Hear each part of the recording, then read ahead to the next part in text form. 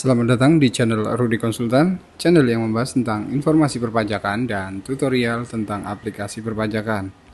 Di video kali ini kita akan bahas yaitu bagaimana sih cara pengisian SPT tahunan untuk orang pribadi dengan status dia pekerja bebas ya. So, sebelum gue lanjut, untuk teman-teman yang mungkin baru lihat channel ini, jangan lupa klik tombol subscribe, jangan lupa teman-teman nyalain juga loncengnya agar teman-teman tidak ketinggalan informasi terupdate dari Rudy Konsultan. Dan jika teman-teman juga butuh jasa konsultan pajak, teman-teman bisa hubungi nomor WhatsApp kami yang tertera di profil channel kami.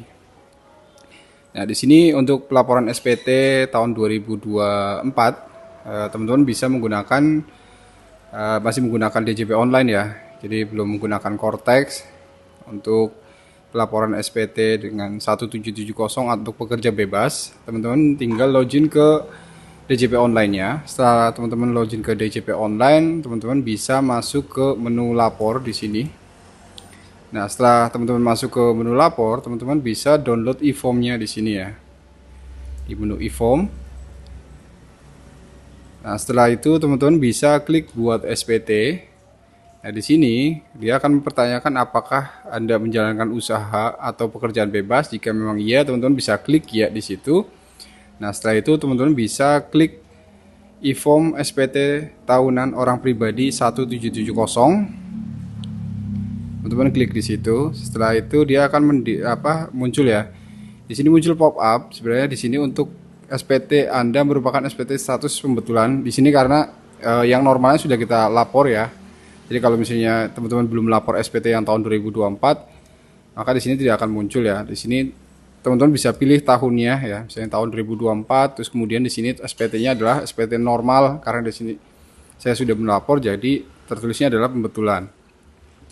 Nah, setelah itu teman-teman bisa untuk media pengiriman tokennya ada dua opsi, yaitu antara email atau nomor handphone. Pastikan keduanya itu aktif ya, karena nanti akan dikirim tokennya ke email atau nomor handphone. Nah, setelah itu teman-teman tinggal klik unduh untuk memproses atau mengisi SPT-nya melalui aplikasi e-form.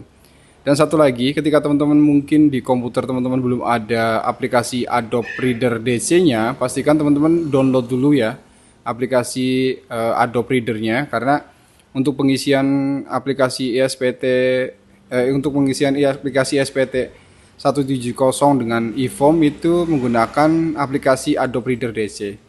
Untuk teman-teman mau download, teman-teman tinggal di sini kan ada arsip buat SPT, unduh Adobe Reader, teman-teman tinggal klik unduh Adobe Reader, nanti teman-teman tinggal pilih device apa yang dipakai gitu, apakah Windows atau macOS ya. Nah, ini teman-teman jadi akan setelah tadi download ya, nanti teman-teman akan terima kode verifikasi yang untuk nantinya untuk laporan SPT. Selanjutnya kita akan lanjut ke aplikasi Adobe Reader-nya ya. Ini adalah tampilan Adobe Reader-nya. Kita besarkan dulu. Oke, setelah itu kita bisa klik file, open data PDF ya dari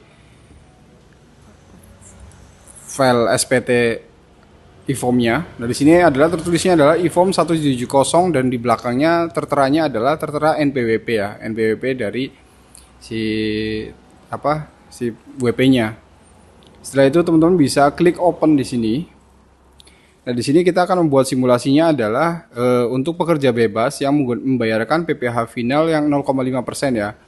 Dimana di tahun 2022 kan pemerintah memberikan kebijakan bahwa omset yang di bawah 500 juta untuk wajib pajak orang pribadi itu tidak ditanggung sama pemerintah, sehingga tidak wajib membayarkan PPh final. Ketika omset tersebut sudah lebih dari 500 juta baru diwajibkan untuk membayarkan PPh final. Nah, ketika teman-teman buka, maka ini adalah tampilan awal. Kita mengisi adalah dari lampiran 4 dulu nih. Dari lampiran 4 itu sendiri adalah lampiran terkait dengan harta pada akhir tahun, terus kemudian ada kewajiban atau utang pada akhir tahun. Setelah itu nanti ada daftar susunan anggota keluarga. Di sini untuk kode harta silahkan teman-teman ketika mau menambahkan, misalnya di sini kan saya menambahkan tanah dan bangunan, itu sesuai dengan kebutuhan teman-teman nih. Misalnya aset yang mau dilaporkan itu apa aja ya. Nah, di sini kan saya udah menambahkan. Untuk menambahkan sebenarnya simple, dari bawah teman-teman bisa ada tambah atau hapus. Ketika hapus itu berarti mengurangi dari aset. Nah, aset ini ketika teman-teman di tahun 2023 sudah sempat ngisi, nah tahun 2024 ketika teman-teman download e-formnya, dia akan otomatis terisi. Tinggal teman-teman mau dirubah apakah aset itu masih ada atau mungkin tabungan itu sudah berkurang atau bertambah, silakan teman-teman tinggal rubah di situ ya.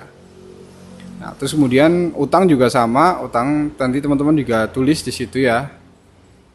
Utangnya apa aja, nanti di situ ada kode hutang juga. Setelah itu teman-teman yang bagian C yaitu susunan anggota keluarga, teman-teman bisa isi dengan data kakak ya. Nah, setelah pengisian lampiran 4, teman-teman bisa klik selanjutnya. Nah, di sini ada di lampiran 3 yaitu penghasilan yang dikenakan PPh final. Terus kemudian penghasilan yang tidak termasuk objek pajak, dan yang ketiganya adalah penghasilan istri suami yang dikenakan pajak secara terpisah. Nah, di sini karena tadi kita di awal mau simulasinya adalah pembuatan PPh final ya, SPT tahunan orang pribadi 170 bersifat pekerja bebas, terus penghasilannya dikenakan PPh final. Nah, teman-teman bisa isi di poin 16 ini ya. Poin 16 teman-teman checklist di sini ya, checklist. Nah, setelah di checklist, teman-teman nanti diisinya adalah di poin pojok atas nih, di atas yaitu ada PP 23 atau PP 55. Karena tahun 2022 kan dari PP 23 berubah menjadi PP 55. Teman-teman bisa klik di situ. Nah, di sini teman-teman tinggal isi ya. Yaitu di sini juga sudah kita isi juga. Jadi untuk menambahkan teman-teman tinggal klik tambah NPWP, silakan teman-teman isi NPWP dari si WP tersebut. Terus kemudian tambahnya adalah masa kita per periode ya, Januari misalnya. Terus kemudian alamatnya teman-teman bisa isi sesuai dengan alamat kota teman-teman. Terus kemudian peredaran bruto di bulan Januari sebesar 73 juta. Di sini masih penghasilannya kan masih di bawah 500 juta ya, maka PPh-nya masih 0. Terus kemudian Februari juga sama sampai dengan pendapatannya sudah lebih nih. Misalnya di bulan Juli itu pendapatannya sudah lebih dari 500 juta, maka dikenakan PPh final yang 0,5%. Nah, karena sudah lebih dari 500 juta, maka bulan-bulan selanjutnya juga pasti dikenakan PPh final yaitu yang 0,5%. Nah, itu teman-teman silakan isi sampai dengan masa Desember. Jadi teman-teman di sini ada di sini tadi sini ketika di next ini udah terisi sampai dengan masa Desember.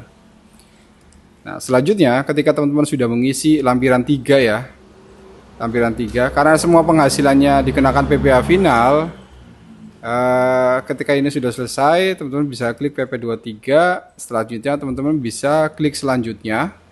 Di sini untuk lampiran 2 adalah daftar pemotongan atau pemungutan oleh pihak lain PPh yang dibayar atau dipotong di luar negeri atau yang ditanggung oleh pemerintah. Jadi ketika teman-teman mungkin anggaplah punya usaha 2 gitu ya, satu mendapatkan bukti potong, satu istilahnya dibayarkan menggunakan PPh final yang 0,5%. Nah, atas bukti potong tersebut teman-teman bisa isi di poin sini ya, teman-teman tinggal isi.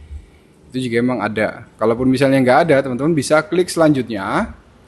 Di poin 170 strip 1 ini adalah perhitungan penghasilan neto dalam negeri dari usaha atau pekerjaan bebas bagi wajib pajak yang menyelenggarakan pembukuan. Jadi ketika misalnya memilihnya adalah tidak menggunakan PPh final yang 0,5% nih, maka teman-teman kan harus melakukan pembukuan. Nah, di pembukuan ini teman-teman setelah membuat pembukuan, teman-teman perlu isi adalah di sini peredaran usahanya berapa, HPP-nya berapa, laba bruto usaha berapa, biaya usaha, terus kemudian sehingga nanti ada penghasilan yang nanti diperhitungkan di pasal tarif 17. Nah, selanjutnya ketika teman-teman sudah isi ya di lampiran 1770 strip 1 ini, teman-teman bisa klik selanjutnya. Nah, di sini juga di lampiran 1 halaman 2 di situ ada yaitu perhitungan penghasilan neto dalam negeri dari usaha.